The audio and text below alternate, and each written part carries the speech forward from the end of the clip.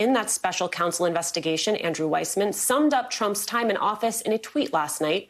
Since 2016, Trump has turned the U.S. into the type of corrupt, autocratic nation we see around the world that we deplore. A lame duck president, trigger happy with pardon power, is where we start this hour. Joining us, the aforementioned Andrew Weissmann, former FBI general counsel and MSNBC legal analyst, is here.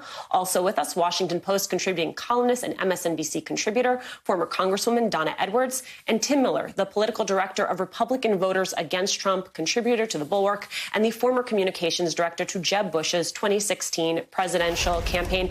Andrew, I don't know that there is much more to say than what you said in that very pithy tweet, but I wonder at this point, with some time to reflect, what you make of these pardons and of these commutations. Well, I think that it's really important to remember what the rule of law is supposed to be. The rule of law binds the Department of Justice when it decides who to prosecute and who not to prosecute, to exercise its discretion in a way that we don't take into account whether the person is a Democrat or a Republican. We don't take into account whether somebody is a friend or foe of the president.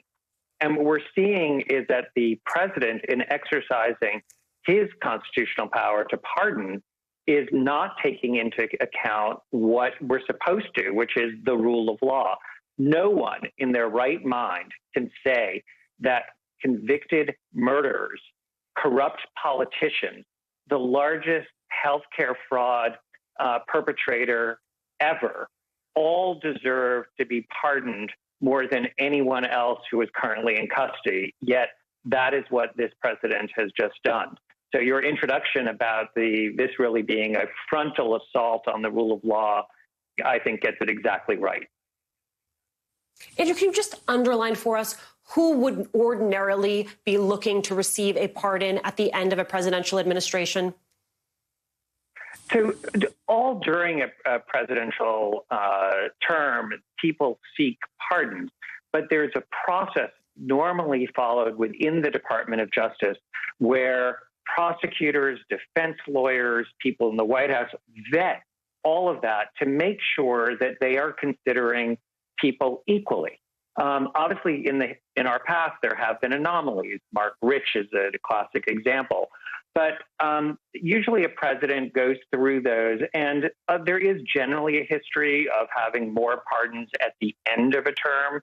But the idea here is that you are applying neutral principles to who gets a pardon in the same way the Department of Justice is supposed to apply neutral principles as to who it's going to prosecute and who it's not going to prosecute. Donna, this is all happening set against the backdrop of the president continuing to attack a fair and safe election against practices like encouraging local election officials to overturn the election, conversations about the use of martial law to rerun elections that he lost multiple times. Do you think in the face of these defeats, it has actually increased his appetite for pardons? Well, Alicia, I really do. And I think that, in fact, the president has demonstrated really since the beginning of his presidency and before his disdain for every branch of government, for the rule of law, for the underpinnings of our Constitution. And so while his actions in these last couple of days is not a surprise, I think that it does not bode well for what is to come over the next couple of weeks. I think that he is going to use his powers extraordinarily. I think we have to be on guard for that. And I've begun to look prospectively of what the Congress of the United States and the next president should do in order to safeguard all of our institutions and systems for a tyrant and authoritarian like Donald Trump in our future. Tim, I think Donna is exactly right that this conversation is all about what is coming next. I want to pull up this tweet from my colleague Lawrence O'Donnell, who writes, Trump is trying to create pardon outrage fatigue by the time he pardons himself and his children. I wonder, Tim, what do you expect to see in the next 28 days when it comes to pardons?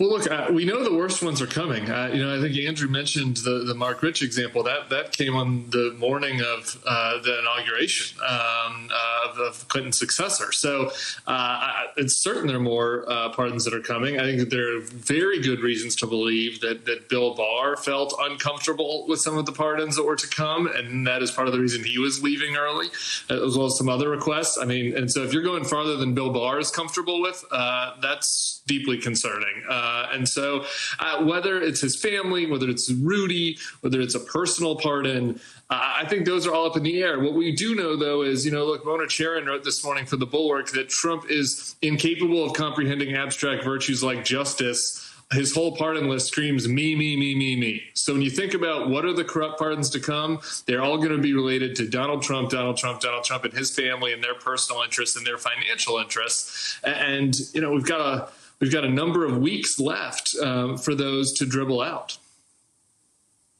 Andrew, we know that he has hated having the Russia investigation hanging over him. I wonder what you make specifically, having worked on that investigation, of the pardons related to it.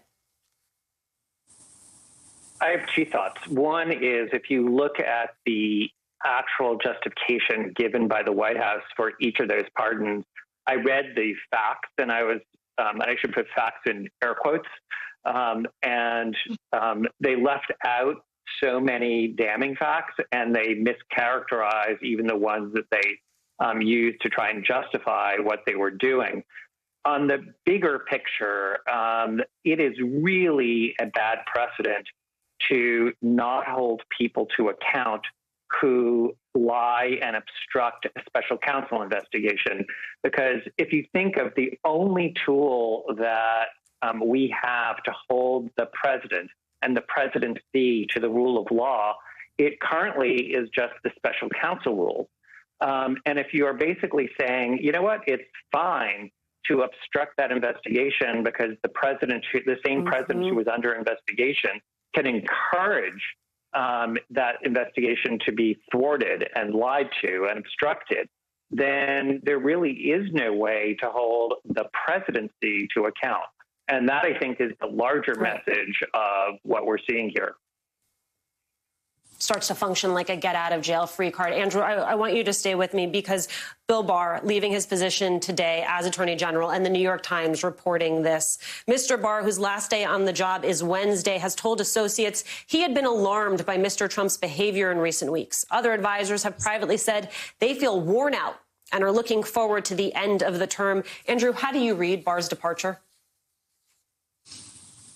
I have to say I am cynical, because even if I take all of that to be true, it is way too little, way too late. I mean, this is a man who started by misleading the public about the special counsel report. He filed papers in the Flynn case and in the Stone case that were clearly just taking favorable positions because those people were friends of the president.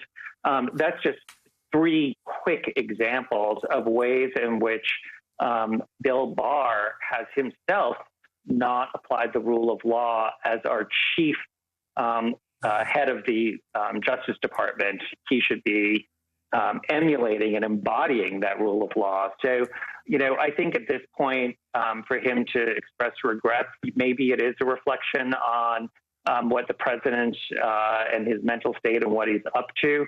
But I don't give any credit to the Attorney General, given his track record and what he's done to the Department of Justice.